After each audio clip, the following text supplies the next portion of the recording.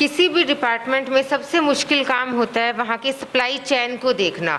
किसी भी डिपार्टमेंट को किसी भी चीज़ की ज़रूरत है, उनकी कोई भी डिमांड है किसी भी सामान को लेके, उस डिमांड को पूरी करना, उन तक ज़रूरी सामान को मुहैया कराना, ये होता है सबसे ज़्यादा मुश्किल भरा काम।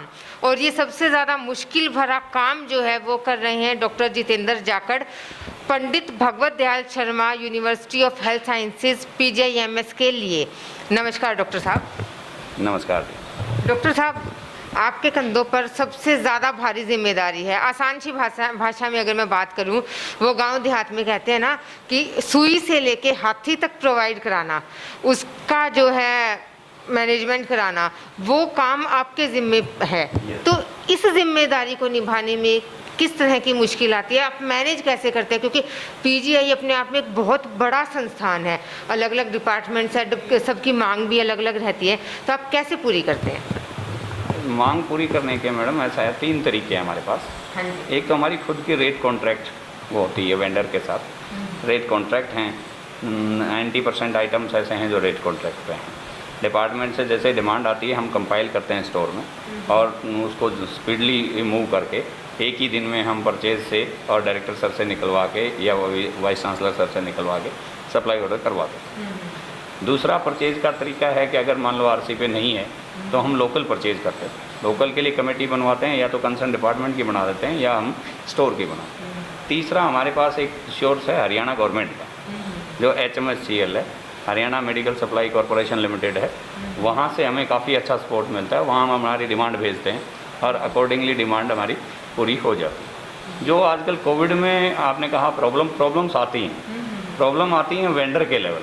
जैसे हमारा RC है किसी वेंडर के साथ, वो कई बार उनके पास सप्लाई शॉर्ट हो जाती है, तो वो वेंडर सप्लाई नहीं कर पाता, तब हमारे पास फिर हम दूसरा रास्ता ये है कि हम HMSCL से लेते हैं। तो हम 2 सोर्स बराबर चलाते हैं कि RC पे भी है और HMSCL पे भी, तो हमारा सप्लाई चेन है वो ब्रेक नहीं होता। डॉक्टर साहब, आपसे ये जानना चाहेंगे, आपने बात की हरियाणा गवर्नमेंट की, है ना, तो हरियाणा सरकार से आपने बता दिया कि सहयोग मिल रहा है, उसके बावजूद हम ये भी जानना चाहेंगे कि जो संस्थान के वाइस चांसलर है डॉक्टर OP कालरा और डायरेक्टर हैं रोहताश यादव जी, उनसे कैसा सहयोग मिलता है? कभी ऐसा हुआ है कि उन्होंने भी आपको बुलाया हो और सवाल किए हों कि ये किस लिए चाहिए, क्यों चाहिए?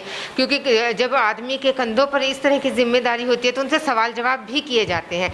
तो आपके सामने ऐसी समस्या कभी आई? नहीं मैम, ऐसा होता डिस्कशन ज़रूर होता है, बाकी ऐसा कभी नहीं हुआ कि अथॉरिटी ने बुलाया हो कि ये क्यों भेजा है, मगर डिस्कशन होता है। कई बार जैसे डिमांड हमने भिजवा दी, कम है या ज़्यादा है, तो कई बार अथॉरिटी डिस्कस के लिए बुला लेते हैं और डिस्कस के बाद क्लियर हो जाती है, पर फाइल क्लियर हो जाती है तुरंत ही, फाइल कहीं नहीं रुकती।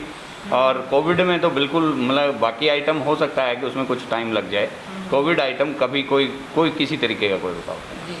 डॉक्टर साहब, कोरोना में अलग अलग डिपार्टमेंट्स हैं, उनको संतुष्ट कैसे कर रहे हैं? क्योंकि उनकी अलग अलग चीज़ों की डिमांड है, हर कोई चाहता है कि जल्दी से जल्दी उनकी डिमांड पूरी हो, तो वो प्रेशर आप अपना पूरा कैसे टैकल करते हैं? डिपार्टमेंट की तरफ से काफ़ी प्रेशर होता है, हर तरह से हर आदमी अपना बफर स्टॉक भी रखना चाहता है, तो उसके लिए हम भी कोशिश करते हैं कि स्टोर में भी हम बफर स्टॉक रखें।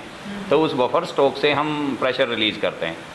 जब उनको ये लगता है सप्लाई कम हो रही है तो वो भी अपना बफर स्टॉक बढ़ा लेते हैं। वो मतलब कंसील नहीं करते, रिवील नहीं करते, कंसील कर लेते हैं कि भाई हमारे पास ये आइटम इतना कम है, क्योंकि वो सोचते हैं हमें कल नहीं मिलेगा तो हमारा बफर स्टॉक रखे।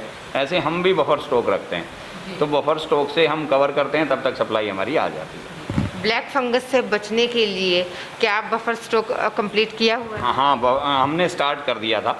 आज से हमने 1 महीने पहले ही सप्लाई ऑर्डर करवा दिए थे। एम्पोटरिजिन B का हमारा रेट कॉन्ट्रैक्ट है, उसको सप्लाई ऑर्डर कर दिया है। अगर वेंडर हमें टाइम पे कोऑपरेट करेगा तो हमारे पास सप्लाई की कोई कमी नहीं है। अब भी मेरे पास एम्पोटरिजिन B की सप्लाई आ चुकी है, 200 वाइल मेरे पास अभी आए हैं, तो वो दिक्कत नहीं है कोई। हमसे बातचीत के लिए और ये सारी जानकारी देने के लिए आपका बहुत बहुत शुक्रिया डॉक्टर साहब। Thank you sir.